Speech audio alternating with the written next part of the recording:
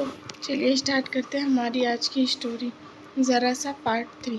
पुरानी बात याद आते ही वृष्टि को शादी के नाम से ही अजीब सी घबराहट होने लगी और वो करवट कर लेट गई और उसने अपनी आंखें बंद कर ली।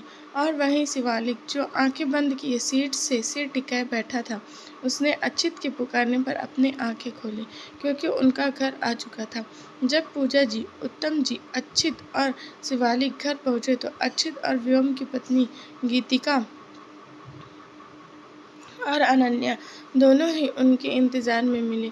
अनन्या सबके लिए पानी ले आई और सबको पानी देने के बाद वो भी गीतांजलि के पास खड़ी हो गई।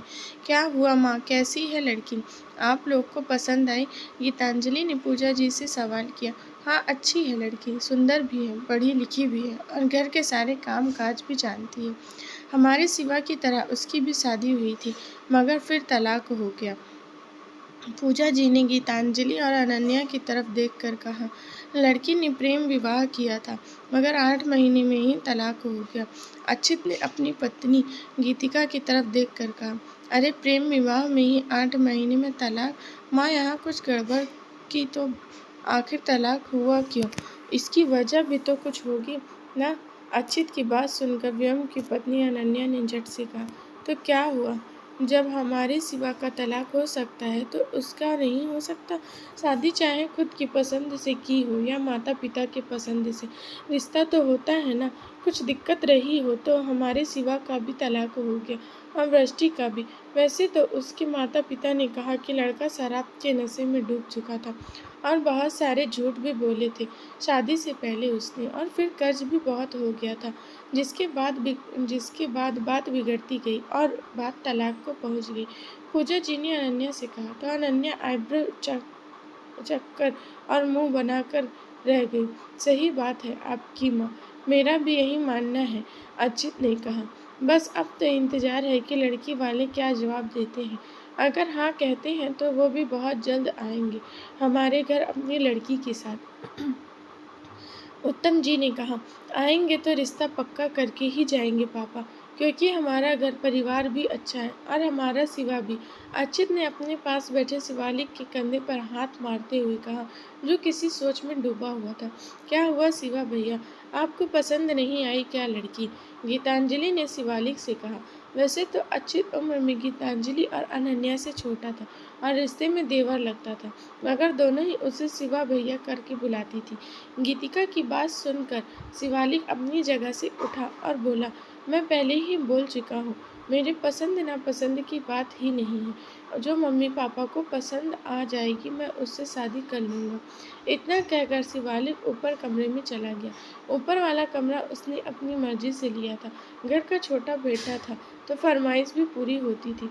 हालांकि अनन्या को शिवालिक का कमरा बहुत पसंद था, क्योंकि उसकी गैलरी से उनके घर के पीछे दूर जो पहाड़ी जगह थी वो दिखता था, तो सुबह और शाम का नज़ारा बहुत खूबसूरत था। अनन्या जब नई नई इस घर में शादी करके आई थी, तब उसने व्योम से बहुत जिद की थी कि वो शिवालिक को समझाए कि वो अपना कमरा उन्हें दे दे और उनका कमरा वो ले लें। और व्योम ने इस बारे में बात भी की थी, मगर शिवालिक से नहीं बल्कि अपनी माँ से।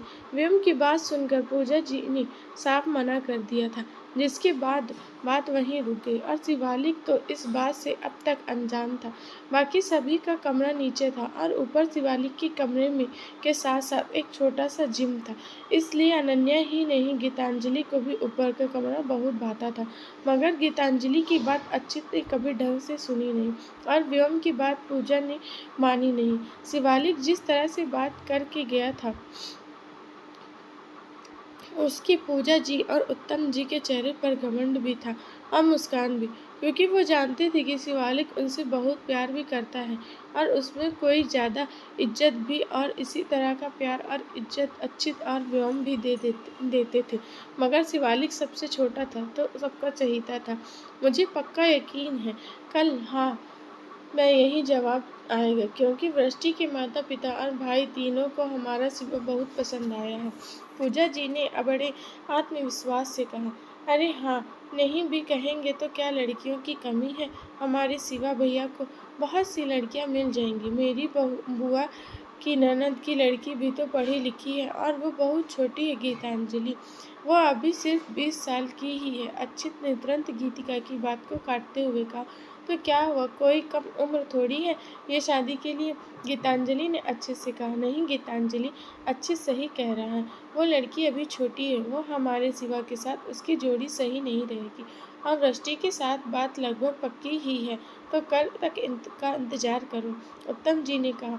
और शिवा ने कहा कि वो हमारे पसंद से शादी करेगा और मुझे तो वो लड़की नहीं पसंद। बहुत बड़बोली है और ज़्यादा बोलने वाली लड़की ना मुझे पसंद है और ना ही तुम्हारे पापा को। एक तो हमने ठीक किया है, अब दूसरी नहीं। पूजा जी ने अनन्या की तरफ देख हंसते हुए कहा था, जिससे पता ही नहीं चला कि ये तंज है या मजाक। मगर अनन्या को ये बात तंज ही लगी। ये बात तय थी और वहीं गीतांजलि भी चुप हो गई थी। उसकी बातों पर तो उसके पति ध्यान नहीं देता था, तो सास ससुर कहाँ से ध्यान देंगे, यही वह सोच रही थी। ऊपर शिवा अपने कमरे अपने फेवरेट ग्रे कलर की काउच पर बैठा था। कमरा काफ़ी बड़ा और आलीशान था, सारी सुख सुविधा से पूर्ण और किसका भी दिल जीतने वाला। उसके कमरे में रहे किंग साइड बेड के पीछे शिवालिक की बड़ी सी फोटो फ्रेम करके लगाई हुई थी, जिसमें वो अपनी माँ की गोद में लेट हंस रहा था। शिवालिक जानता था कि उसकी मम्मी पापा को वृष्टि पसंद आ गई और उसे भी वृष्टि में नापसंद करने वाली कोई बात नहीं दिखी। मगर ऋचा ने उसका तलाक जिस वजह से हुआ और वृष्टि का तलाक जिस वजह से हुआ, उसके बाद ये शादी सक्सेसफुल हो पाएगी या नहीं, बस वही सोच रहा था। और उस पर जिस तरह से वृष्टि ने उसे जवाब दिया था, उसके बाद उसे तो वृष्टि से हाँ की उम्मीद नहीं थी और उसे फ़र्क भी नहीं पड़ता था इस बात से। लेकिन अगर हाँ कह दिया तो क्या, क्यों इतना सोच रहा हूँ मैं, जो होना होगा वो होगा। इस घर में आने की अगर इच्छा उनकी रहेगी तो उन्हें हमारी इच्छा का भी मान रखना होगा और इस घर के तौर तरीके के हिसाब से ही रहना होगा। इतना सोचकर शिवालिक ने आंखें बंद कर ली। इतना तो ऋचा से तलाक होने के बाद भी उसने नहीं सोचा था, क्योंकि ना उसे ऋचा से प्यार हुआ था, ना ऋचा को उससे। उसे एक जिम्मेदारी और ज़रूरत की तरह ये रिश्ता 3 महीने तक चला था, जिसमें जिम्मेदारी से जैसे जैसे ऋचा ने हाथ झटका, वैसे वैसे शिवालिक ने भी उससे अपनी दूरी बना ली। कुछ देर बाद शिवालिक ने अपना फ़ोन निकाला और जो पास में उनके कपड़े की दुकान थी उनमें फ़ोन किया और काम की बात करते हुए वो वार्डरोब से कपड़े निकाल फ़ोन को बिस्तर पर फेंक बाथरूम में चला गया, जो किसी मिडिल क्लास परिवार के कमरे से भी बड़ा था। हमारी यह स्टोरी अच्छी लगी हो तो कमेंट करके ज़रूर बताएं। Thank you so much.